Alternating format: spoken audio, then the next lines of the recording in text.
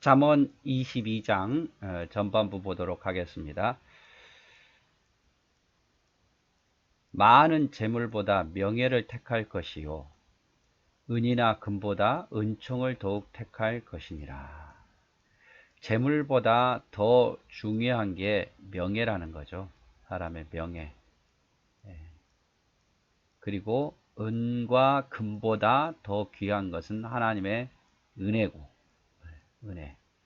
그래서 우리 그리스도인들은 하나님 백성, 하나님 자녀로서의 명예를 지키는 것이 많은 재물 얻는 것보다 더 중요한 것이고, 또 세상의 은이나 금보다 부귀보다 더 중요한 것이 하나님의 은혜를 입는 것이다. 이렇게 표현하고 있습니다.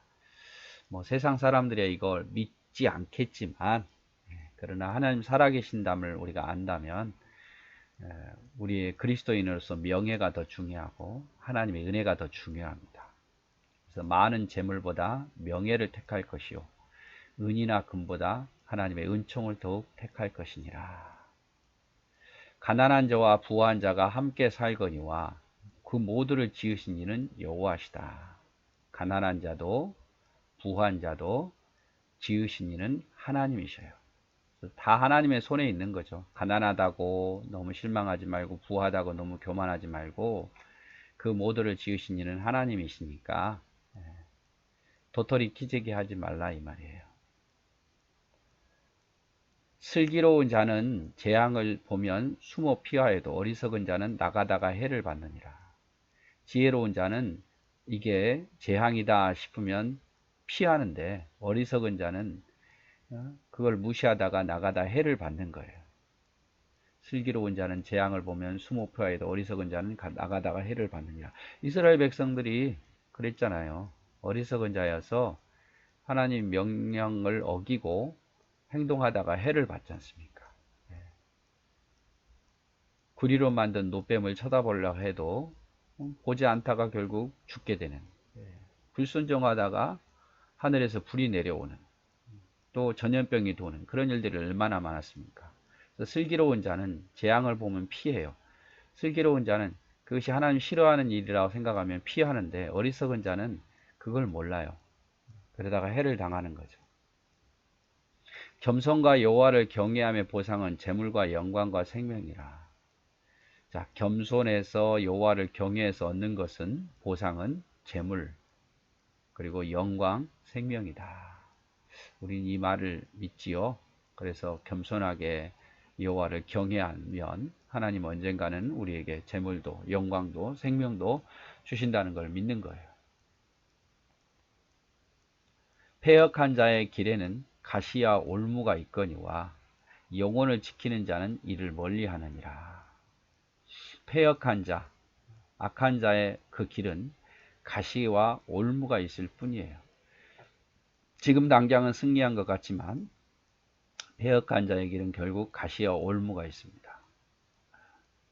하지만 영혼을 지키는 자는 이 패역한 길을 멀리하죠. 패역한 길을 스스로 멀리할 줄 알아요. 영혼을 지키기 위해서. 마땅히 행할 길을 아이에게 가르치라. 그리하면 늙어도 그것을 떠나지 아니하리라. 아주 유명한 말씀이죠. 마땅히 행할 길, 마땅히 걸어야 할 길, 신앙의 길이고 믿음의 길이죠. 우리 그리스도인들은 목숨보다 더 귀한 게 하나님을 위한 길 아니겠습니까? 믿음으로 사는 길이고, 그것이 마땅히 걸어야 할 길이에요. 마땅히 걸어야 할 그 길을 아이에게 가르치라 이 말이죠. 안 듣는다고 포기하지 말고 가르치라. 특별히 어렸을 때 더더욱이, 더 커기 전에 아이에게 가르치라. 그러면 늙어서도 그 길을 떠나지 않는다. 우리가 할 수 있는, 부모가 할 수 있는 것은 아이에게 부지런히 가르치는 일밖에 없어요. 그의 심령을 어떻게 바꿀 수는 없지요. 하지만 부지런히 가르치고, 그것이 부모가 책임을 다하는 거예요. 그러다 보면 하나님께서 그 길을 인도하신다는 거죠. 우리가 그 결과까지, 내가 가르쳐서 그 반응까지 다 얻으려고 그러니까 실망하고 낙심하고 화도 더 나는 거죠. 가르치기만 열심히 하십시오. 저도 열심히 가르치는 일만, 제가 여러분을 믿음을 다 그냥 만들 수 있으면 좋겠는데, 그게 되지 않더라고요. 가르치는 일을 열심히 하다 보면 언젠가는 하나님 안에서 살이라고 믿고 오늘도 가르치고 내일도 가르치고 그럴 뿐입니다. 부자는 가난한 자를 주관하고 빚진 자는 채주의 종이 되느니라. 그래서 부자는 가난한 자를 주관하게 되고 빚진 자는 이 빚을 빌려준 사람의 종이 될 수밖에 없어요. 그래서 부지런한 자가 돼야 돼요. 부자가 된다는 것보다는 충성된 자, 부지런한 자가 되라 이 말이에요. 게으르지 말고. 악을 뿌리는 자는 재앙을 거두리니 그 분노의 기세가 쇠하리라. 악을 뿌리는 자는 결국 얻는 것은 뭡니까? 재앙을 거둬요. 내가 뿌리는 대로 거둔다고 말하잖아요. 눈물 흘리며 씨를 뿌린 자는 기쁨으로 단을 거두지만 악을 뿌리는 자는 재앙을 거두는 거예요. 선한 눈을 가진 자는 복을 받으리니 이는 양식을 가난한 자에게 줌이라. 선한 눈을 가진 자 어떤 사람입니까? 자기 양식을 가난하게 나눠줄 줄 아는 사람들. 이 사람이 복을 받는다고 말이죠. 꽤 의외로 잠언에 구제에 대해서 많이 나오죠. 거만한 자를 쫓아내면 다툼이 쉬고 싸움과 수욕이 그치니라. 이 거만한 자와 함께 있으면 끊임없이 다툼을 일으켜요. 여기도 다툼, 저기도 다툼. 그래서 교만한 자가 무서운 거예요. 어디 가나 자기가 최고인 줄 알고 자기 말만 하려고 그러고 남의는 다 부정하고 들으려고 하지 않고, 그래서 거만한 자가 있는 곳에는 항상 다툼이 있어요. 그러나 그 거만한 자를 쫓아내면 이제 다툼이 쉬고 싸움과 수욕이 그치게 된다 이 말이죠.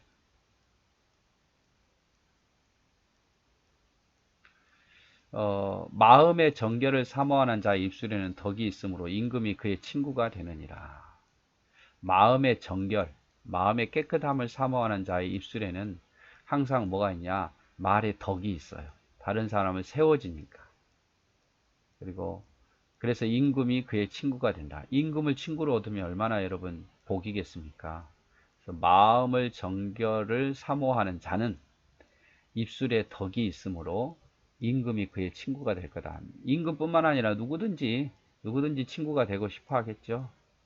마음의 정결을 사모하는 자는 입술에 덕이 있으므로 임금이 그의 친구가.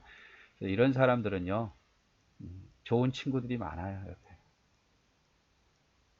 여호와의 눈은 지식 있는 사람을 지키시나 사악한 사람의 말은 패하게 하시느니라.